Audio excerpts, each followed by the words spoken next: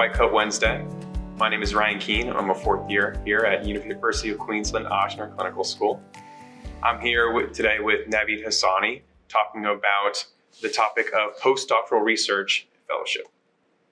Hey everyone, hi Ryan. My name is Navid. I'm one of the fourth year UQ-Ochsner students.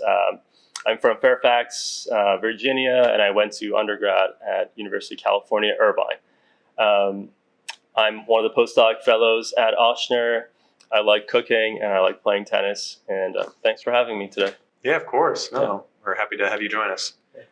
Can you just tell me a little bit about what your deciding factor or factors were about coming to UQ-Ochsner for medical school?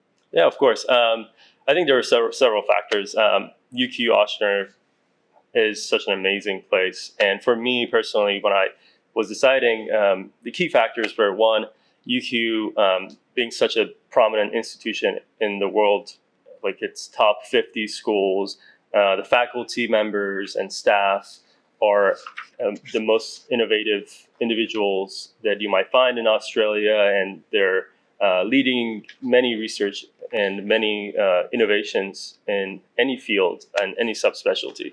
And also, Ochsner is also a prominent institution in the Gulf South, and I wanted to be a part of these two institutions. And also, being trained in Australia, Brisbane, and New Orleans, both being such vibrant, amazing cities, I thought it'd be an amazing opportunity, and it was. Yeah. Very, very cool. So in your opinion, what are the emerging trends in medical research that future healthcare professionals should be aware of? Yeah, of course. That's a tough question. I think there are research in every what we should research about anything that you're passionate about.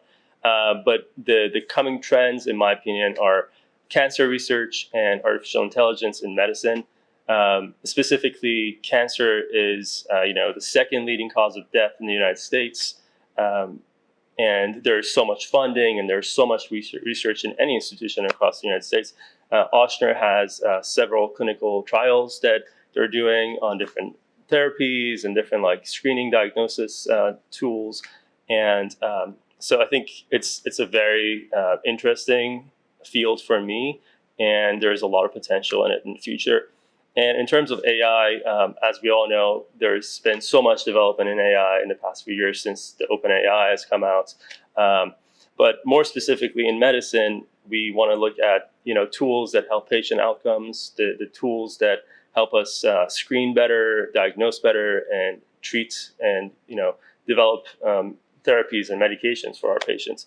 And AI has an amazing, it has this ability to look at a lot of data in very short amount of time, and make our processes much more efficient. And development of these therapies and clinical trials are a lot more efficient than before. Yeah, no, I couldn't agree more. You can already see the the effects AI is having in the hospital today in the research. So, tell me more specifically about the purpose of your research and what your goals are in research. Yeah, of course. So I'm currently part of the liver transplant team at Ochsner. We know that hepatocellular carcinoma is the most common primary cancer of liver, and it's very difficult to treat, especially in patients who have non-resectable tumors. And so in my research, we are trying to compare the two different therapies for HCC. Specifically, there are these two IR therapies, deuterium Y90 radioembolization, comparing that to a transarterial chemoembolization. They're both very mouthfuls. But we're trying to compare the patient outcomes in these two, and also which one is better in terms of preventing the progression of the disease for HCCs. And we're looking at a cohort of 300 patients. So for the next few months, I'll be looking at their biomarkers, their lab values, and how they've progressed in terms of their cancer. What would your advice be to fellow medical students or incoming students that are interested in getting involved in research? Yeah, I think get involved if you're interested.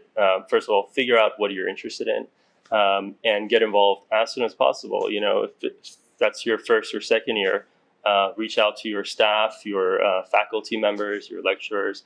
There are so many projects here at Ochsner, and especially at UQ. UQ is a large institution with a lot of funding for research. And if you reach out to people or other medical students even, we're all interested in, getting more people involved, and the more is the merrier. So, I think just reach out and try to get your name out there. Try to, if you see a cool case, try to, make a case report out of it, and, go do an abstract presentation or, poster presentation at national conferences. So I think that's my advice. Just get out there, introduce yourself, get involved, and start early. Yeah, no, I think that's sound advice. Yeah. All right, last question for you. Changing gears a bit, but if you could attend one New Orleans festival, only one for the rest of your life, which would it be and why? God, that's a tough one. I love a lot of there's so many festivals going on here, but I think if I were to pick one, it would be the Red Dress Run. Because, you could go for a run if you like in the morning, or if you want to skip it and go listen to music in the afternoon, you could go people watch and watch everyone wearing red dresses, and it's an awesome, vibrant environment in New Orleans. Well, cool. Well, thank you so much for your time. Yeah. It was a pleasure having you and sharing this information with the audience, and congrats on your new position. Thank you. Thanks for having me. Of course. That was good. Well, thank you for joining us for this episode of White Coat Wednesday. This is Navid, one of our research fellows, and I'm the interviewer, Ryan Keane, fourth year at UQ-Ochsner, and we'll see you next time.